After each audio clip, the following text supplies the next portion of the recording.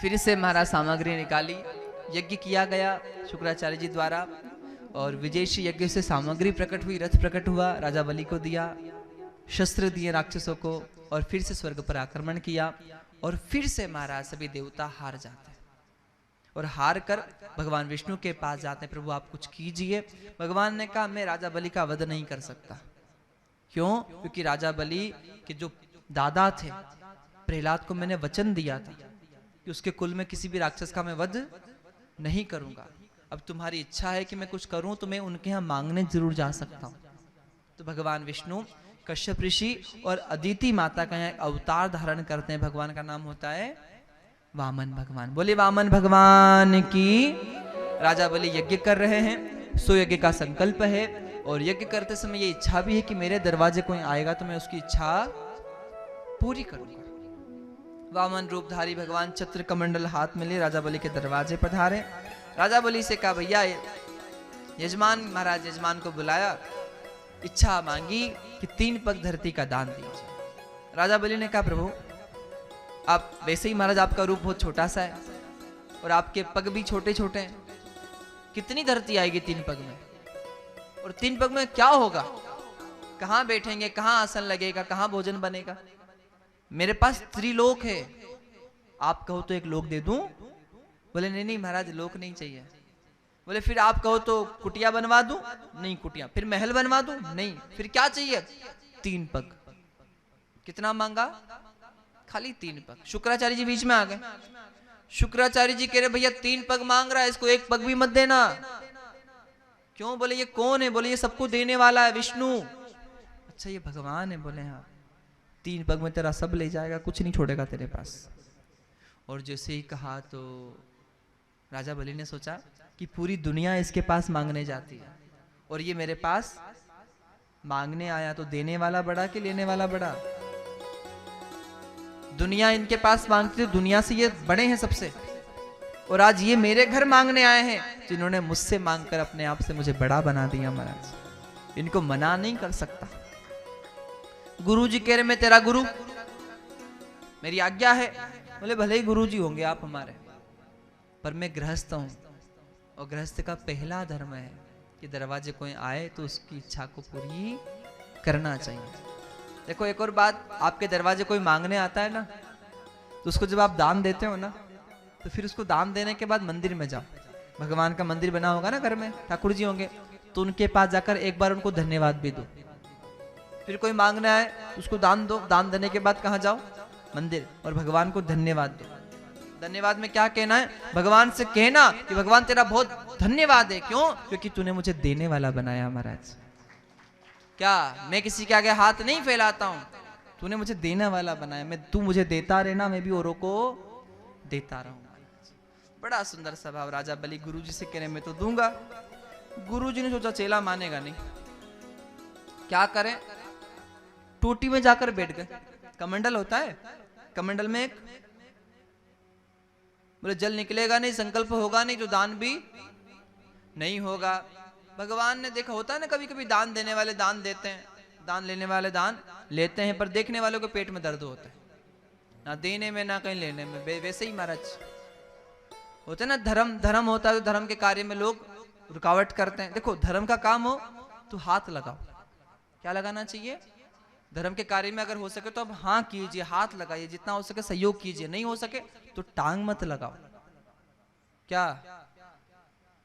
हाथ लगाओ, पैर मत लगाओ।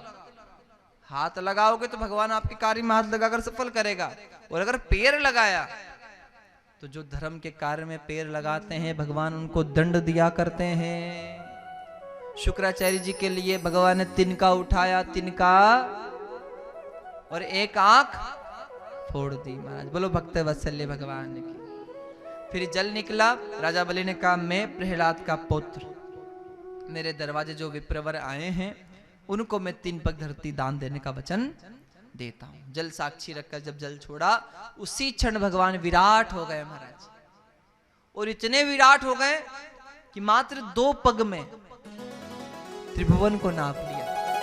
पूरे विश्व को, पूरे त्रिभुवन को, तीनों लोगों को भगवान ने 2 पग में नाप लिया। संत कहते हैं जब भगवान के चरण भूलोक भूलोक स्वर्गलोक को लांग कर ब्रह्मलोक में पहुंचे तो ब्रह्मा जी ने देखे कि आज तो भगवान के चरण आ गए हमारे यहाँ, भगवान के चरणों को धोना चाहिए। तो कमंडल में रखा था जल और वो नर्मदा जी का जल था। कहाँ का? उस जल से भगवान के चरणों को धो दिया। और जैसे ही भगवान का चरण और मां नर्मदा मैया का जल, महाराज यहाँ बड़ा प्रभाव है नर्मदा का, और जैसे ही वो मां नर्मदा जी का जल भगवान के चरणों को स्पर्श करता है तो श्री हरि के चरण तो प्रभावशाली है ही। और यहाँ जैसे ही स्पर्श हुआ, जल छोड़ा और वही जल जो गिरा कमंडल में ब्रह्मा ने धारण कर दिया और वहीं से गंगा मैया प्रकट हो गई महाराज। वही जल गंगा जल है। और वही राजा भगीरथ ने तपस्या करी, गंगा जी को वही कमंडल से छोड़ा था। तभी तो संत आरती में गाते हैं क्या, जहां से प्रगट भई गंगा कलुष कलिहारिणी श्री गंगा, स्मरण से होत मोह भंगा, बसी शिव शीश जटा के बीच, हरे अग की चरण छवि श्री बनवारी की, श्री गिरधर कृष्ण मुरारी की।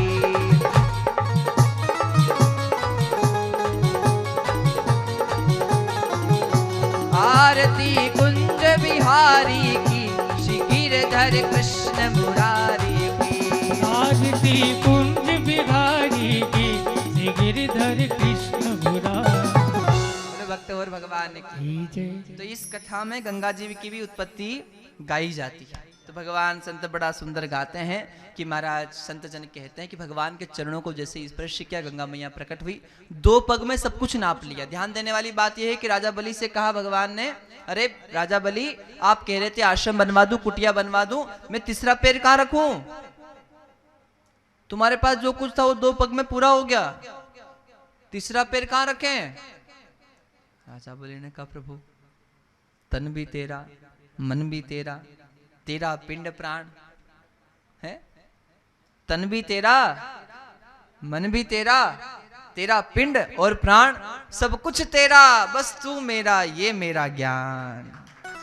तीसरा पैर दास के शीश पे रखिए और तन मन धन तीनों राजा बलि ने भगवान विष्णु को अर्पण कर दिए, वामन को अर्पण कर दिया। भगवान बड़े प्रसन्न हुए, वरदान मांग लो, बोले वरदान नहीं चाहिए, बोले मांगो, नहीं चाहिए। भगवान ने प्रसन्न होकर पाताल लोक का राज्य दे दिया, सुतल लोक का। सुतल लोक के राजा बन गए। अब राजा बनने के बाद राजा बलि ने कहा प्रभु एक और इच्छा हमारी। क्या इच्छा है? बोले आपको जहां का आपने मुझे राजा बनाया है वहां का आपको द्वारपाल बनना पड़ेगा, क्योंकि देवताओं को फिर परेशानी होगी तो फिर आपको परेशान करेंगे, तो वहीं बैठो आप हमारे पास।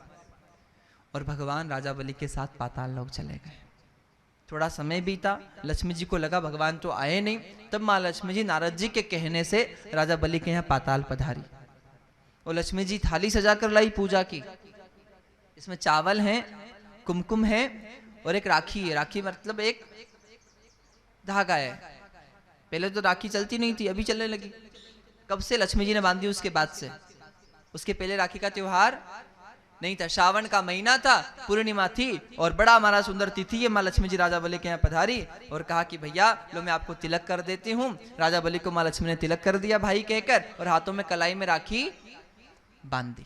और जैसे ही राखी बांधी उसी क्षण राजा बलि ने कहा देवी कुछ मांग लो, आपको कुछ चाहिए हो तो कह दो मुझे। लक्ष्मी जी ने कहा वैसे तो मुझे कुछ नहीं चाहिए, पर आपके दरवाजे जो द्वारपाल है, कौन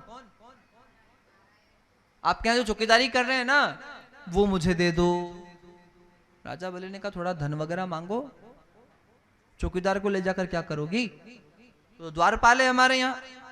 बोले वो आपके यहाँ भले ही द्वारपाल होगा, पर वो लक्ष्मीपति नारायण भगवान है, वो मेरा प्राण है, दे दीजिए महाराज। तब राजा बलि ने कहा कि भगवान ने सब कुछ लिया। लक्ष्मी जी आई तो भगवान को भी लेके जा रही है। तब भगवान ने कहा चिंता ना करो, मैं आपके यहाँ रहूंगा वर्ष में 4 महीना हमेशा। देवशयनी एकादशी से देव प्रबोधिनी एकादशी तक भगवान हर वर्ष में 4 महीने राजा बलि के दरवाजे जाते हैं और वहां द्वारपाल बनकर खड़े रहते हैं महाराज। आज भी ये दान का प्रभाव है। किसका? तभी तो कहते हैं कि महाराज पुण्य की जड़ पताल में, कहते हैं कि नहीं, पुण्य की जड़ पताल में न पापरी। नहीं पता आ गया आपको? कोई बात नहीं, पता करके भी क्या करेंगे आप लोग, कहो राधे राधे। और मालवा में कहा करते हैं पुण्य की जड़ पताल में, पाप री अस्पताल में हैं। जो पुण्य करते हैं उनके साथ भगवान रहते हैं, और जो बुरा करते हैं वो कहाँ जाते हैं फिर। हाँ, तो ये बड़ा सुंदर सा भाव, ये महाराज एक लोक रीति है। संत कहते हैं वामन भगवान का चरित्र गाया गया।